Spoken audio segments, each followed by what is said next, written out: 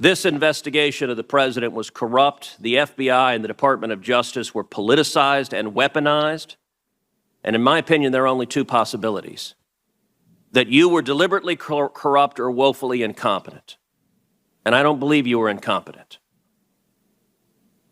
This has done severe damage to the professionals and the honorable men and women at the FBI, because law enforcement should not be used as a political weapon.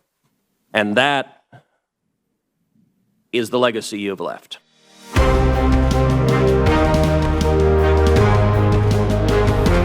This might be my favorite aspect of the show. I mean, this is what we've been seeing since impeachment all the way back, what was it, 8-9 months ago now, is we get the first look and the first talk with Senator Cruz after all of these extraordinarily consequential events. Senator, you have just come from a hearing with former FBI Director James Comey. James Comey is not just a controversial figure, but he has, in your words, either incompetent or worse. Let's, if you wouldn't mind, take us through the hearing. Well, yeah, so he was testifying about his leadership at the FBI and his role in the investigation of President Trump, of his campaign, of Michael Flynn, of Carter Page. And I got to say, you know, Comey at this point just blames everything on, mistakes were made. The passive voice was used. Mm-hmm. Nobody is an actor. It just happened to happen. Some things were sloppy. And I got to say, I thought too many Republican senators were willing to credit him with, you just didn't know what was going on. Baloney. Comey knew exactly what was going on.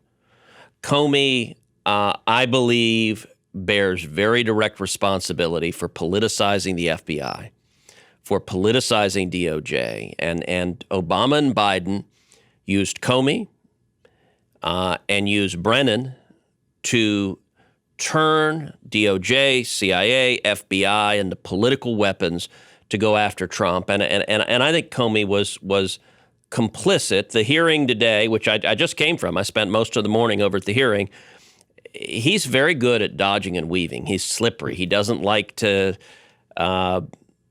answer a direct question. So, he talked about, anytime the FBI is thought of as less than competent or honest, that's a problem. And I pointed out that according to the Inspector General report, they made 17 material misstatements to the federal court.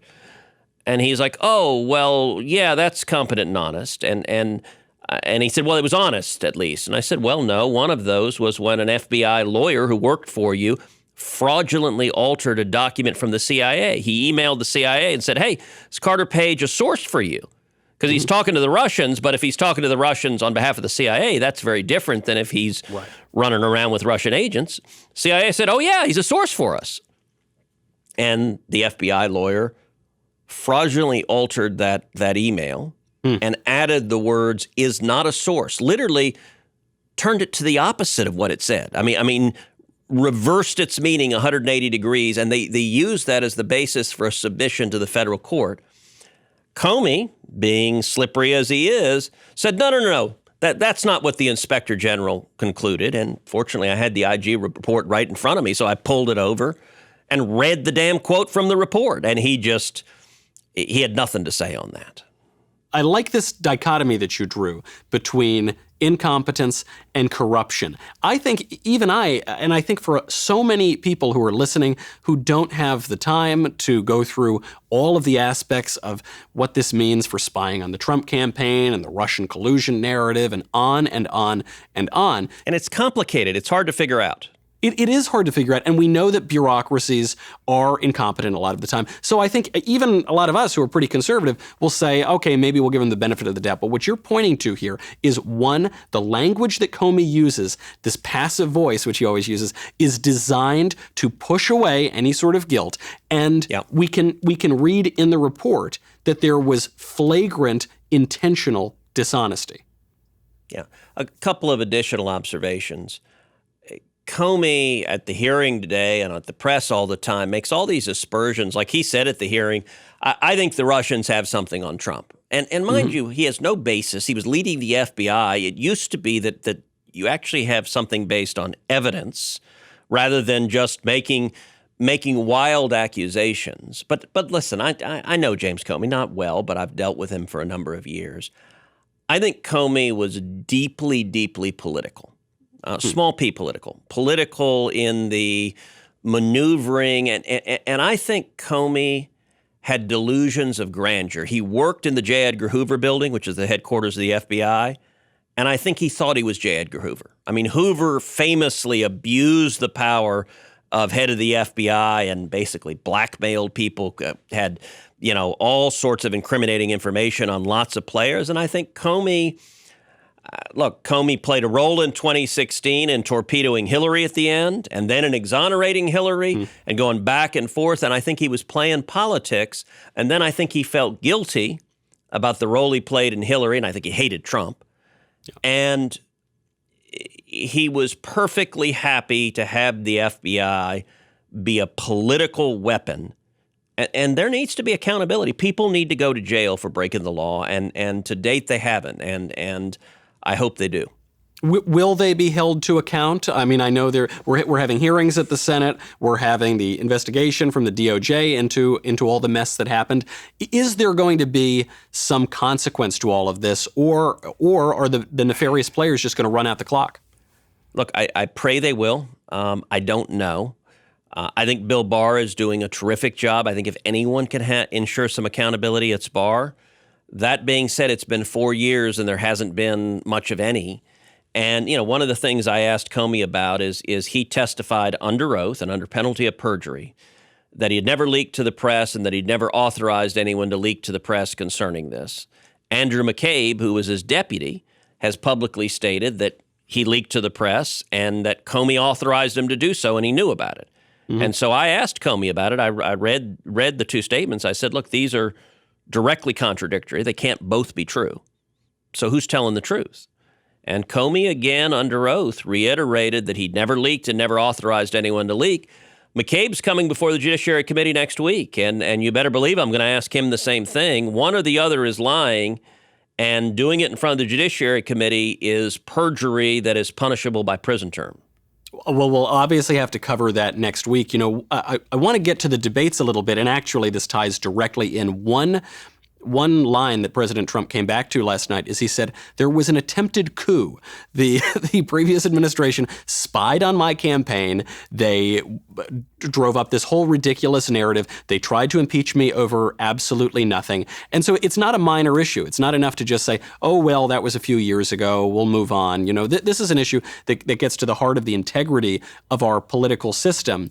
And there was a little bit of a parallel I felt at the debate, which is that it's supposed to be the two people who disagree, right, Donald Trump and Joe Biden, and a neutral moderator. There are supposed to be neutral, nonpartisan elements to our government. And the moderator, just like a lot of elements of the government, turned out to be a partisan Democrat weighing in on the side of Joe Biden. Yeah, I think Chris Wallace did an abysmal job. I think he's consistently been a really bad presidential debate moderator because he's biased and he's condescending and he thinks it's all about him. So you saw, before the debate, he said he wanted to be invisible, but that disappeared when the debate started, where he, there was a lot of stomping his foot and, I'm in charge here. Listen to me. Reminded me of South Park, respect my authority. I mean, that was Chris Wallace. The Eric Cartman debate. Yeah. Yes.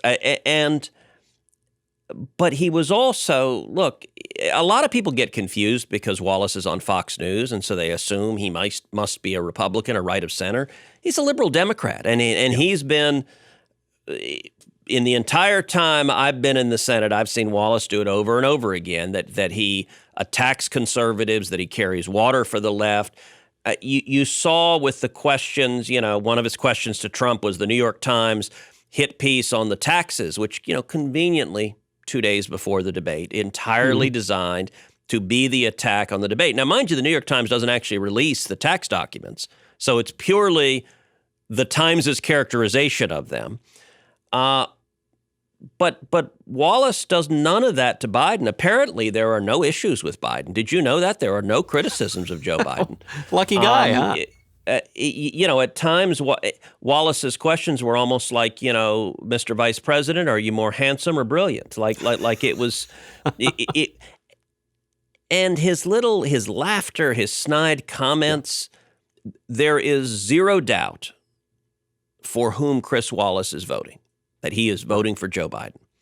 And that's not a good thing for a moderator. Now, we were talking about Senate Judiciary Committee a minute ago and how the witnesses testify under penalty of perjury. I think it's a good thing that neither of the candidates last night were testifying under penalty of perjury. There's some exaggerations perhaps in there or worse. It was wild and woolly. I don't think there's ever been a debate like this in the history of presidential debates. At times it was ugly. I drew an analogy to the Detroit Pistons basketball team in the 1990s in that there were a lot of hard fouls and missed shots. And Trump at times was Bill Laimbeer coming with his massive arm and slamming Joe across the head. Now, Joe was rabbit punching back. And I mean, it was at times it almost became Jerry Springer, and I expected someone to grab a chair and throw it at the other. It was disappointing, I felt. I have to say, it was obviously a 2-on-1 debate, Wallace and Biden against Trump to begin with. But I think a lot of people were dispirited because you felt on the substance, Trump had much more than Joe Biden. And even on the attacks, Joe Biden's attacks were just to call Trump a clown and a racist and tell him to shut up, man, and come on, man. But it was so childish, and I understand maybe the president's strategy was to off-foot Biden a little bit, but I felt there were too many interruptions. I felt that was counterproductive. It was just dispiriting, I felt, for both camps. What do you think the upshot of it is going to be for both campaigns, and how do you think that they can do better next time? Yeah, look, I don't think the debate moved many votes last night. I think the people that came in supporting Trump, left supporting Trump, the people that came in supporting Biden, left supporting Biden.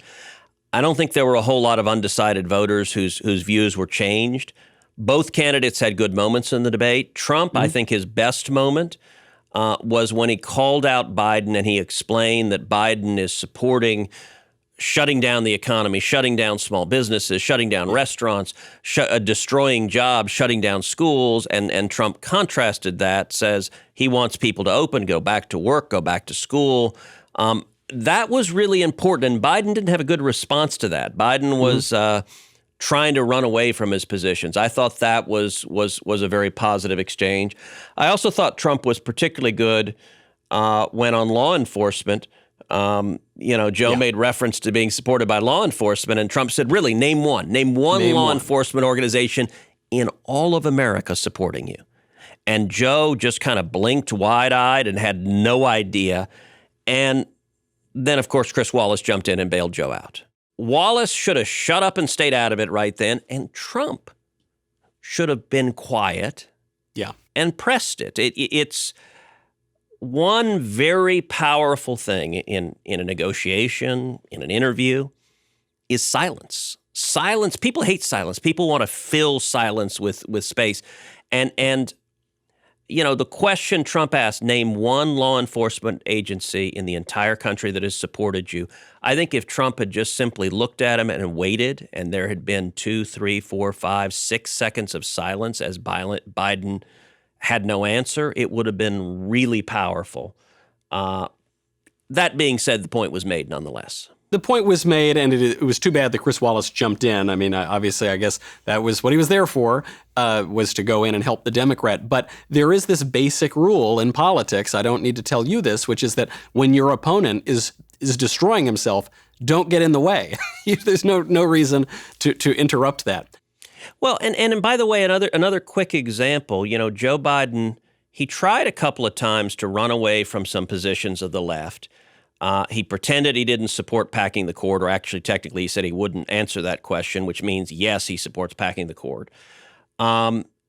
He did help himself, I think, when he came out strongly and said that he opposed defunding the police, although I think both Wallace and Trump should have pressed back on him hard. And I thought it was interesting that he ran away from the Green New Deal and said, I don't support the Green New Deal. if Wallace were actually being a fair and impartial moderator, the natural follow-up question to that is, what aspects of the Green New Deal do you not support? Right. Your running mate is a co-sponsor of it. I mean, there was no substance, so he was able to say, no, I don't support that, but with no details, and he wasn't pressed one iota. And the first question of the debate actually is what we were talking about on the last episode. The first topic dominated the beginning was the Supreme Court. And it was on this issue of court packing, and it was on other aspects of the Supreme Court. Coincidentally, you happen to have a book out on this subject, One Vote Away. But I do think it kind of vindicates what we were saying on the previous episode, which is that however it is today, however it came to be, the Supreme Court is the dominant issue in the presidential elections. No, I think that's right. It was the number one question in the debate. The book, One Vote Away, it came out yesterday. It's actually done really well. We did a podcast yesterday, and we asked folks, thank you for going online to Amazon or wherever and buying it. We've been in the top 10 national bestsellers on Amazon. Actually, right now on Amazon's bestseller list for political conservatism and liberalism, which is sort of an odd list if you're, I guess, a righty or lefty. The book is right now number one. Huh. And I got to say, I think Verdict listeners, you guys are a huge part of why that is. Thank you. That really, it makes a difference. And I think you'll find the book really interesting and informative and helpful, hopefully for the same reason that you find Verdict helpful. Right. Well, it's actually, I think it would be a good contrast to the debate, which is that I am professionally obligated to watch every minute of that debate, and if I were not professionally obligated to do it, I would not have. I didn't feel it was productive. It was difficult often to watch and listen to. But it's different when you're talking about the book. You actually do leave. I'm not just shilling for your book. I really am enjoying it because for this reason, you leave with actual information. So you can say, okay, this is ammo I can use, frankly, when I'm having these debates with my friends and I'm at the water cooler or I'm wherever at a dinner party. Well, and the debate last night, the first question, actually Wallace asked a good first question. It was a neutral moderator question where he said, Mr. President, your position on the Supreme Court vacancy is as follows. Vice President Biden, your position is as follows. And he fairly neutrally characterized both sides. And he said, tell us why you're right. And then so he just teed up the issue and then let them engage. That was actually a pretty good beginning. It was not as biased as some of his later questions. I got to say, the president's response, he essentially said, well, I'm president and I got elected, so I get to nominate, and we won. And I wish the president had focused on why it matters, why the Supreme Court matters, what's at stake. I wish the president had focused on the issues really at the core of the book, One Vote Away, that he talked about free speech or religious liberty or the Second Amendment. When I was a college debater, we used to think all the time when you were in an opposition of focusing on harms. In fact, I would say harms. How does it impact you? And a little bit of the back and forth between Trump and Biden, it was about them. And I really think it would have been more effective for it to be about you at home. If you're the soccer mom at home watching this debate, okay, yes, people elected the president. And by the way, Biden created a huge opening because he came and said, well, the American people deserve to have a say. They get to vote on a president. They get to vote on the Senate, and they deserve to have a say. That was his reason why we shouldn't vote on him. And Trump had a natural response of, you know what? Joe is absolutely right. The American people deserve to have a say. And they did. They elected me in 2016. I told them what kind of justice I was going to appoint. They elected a Republican Senate. They told them what kind of justice we were going to confirm. And Joe, there's a reason. The American people, they want free speech. They don't want the government prohibiting you criticizing politicians. They want religious liberty. They want to be able to worship. They want the Second Amendment. And Joe, your justices would take away Second Amendment rights from Americans. It was a great opportunity that Joe kind of stuck his chin out there and asked to be clobbered, not in a personal attack, but really a substantive, your vision for America is not what the American people want, and it's not how they voted in 2014 in the Senate, in 2016 in the Senate and the presidency, or in 2018 in the Senate. That's a great insight. I mean, I saw that missed opportunity there. I felt you could have hit it. But I like the framing that you've just described, which is, it's not about me, it's about you. And don't forget, that was a huge help to President Trump in the general election in 2016 when Hillary's slogan was, I'm with her. And he said, forget that, I'm with you. Completely flips it, right? He says, I'm with you. And in the spirit of that, as a matter of fact, I do want to get to some mailbag questions from you, not you, Senator, but you out there. And this does relate to the debate. This question is from Brandon. What changes could be made to make the debates more effective, or I'll add, listenable? Look, at some level, it's impossible if the two are going to yell at each other. President Trump, in particular, is looking for a brawl. I actually think he would be better off sort of ratcheting down a little bit and engaging in a more of a conversation and discussion. But I think it would be benefited from having moderators. I think rather than pretending people are unbiased, we ought to just admit. So I'd have a Republican moderator and a Democratic moderator. I'd have how about have Sean Hannity and Rachel Maddow moderate a debate together, and everyone will know which hat they're wearing, or Mark Levin, or Rush Limbaugh, or Michael Knowles, or Ben Shapiro. I mean, can you imagine Ben moderating a debate? And fine, get some whatever smart lefty, Ben Shapiro and Chris Hayes. That would actually be an interesting debate. Now, everyone gets that Shapiro would ask questions. He's coming from a perspective, and Hayes is coming from a perspective, and they would ask questions to advance their perspectives. I think that actually be a more honest debate, an interesting debate, because it would expose the weaknesses of both sides and help people make an intelligent decision. Absolutely. I totally agree. This idea of when can we get back to a perfectly balanced, neutral, objective press that probably never existed, that I think is missing the point. Let's just be honest about it, and that way you get to some fairness. Now, this question is going to come from the opposite end of watching or listening to last night's debate. From Margot. What does Senator Cruz do for fun to take a break from politics? Play basketball.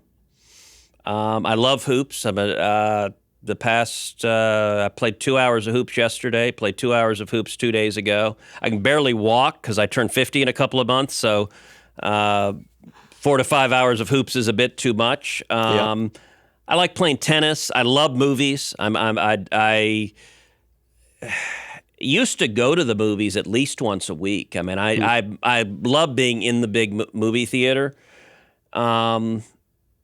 Play with my kids. I mean, the girls are 9 and 12, so free time at home is family time. We play games. Love to play games. Play poker. Play backgammon with Catherine. She likes backgammon. We play Monopoly. Play dominoes. Dominoes is a Cuban favorite, so every Thanksgiving and Christmas the family will get around. Cubans, by the way, play double nine, not double sixes. And my college and law school roommate, a guy named David Panton, who's Jamaican.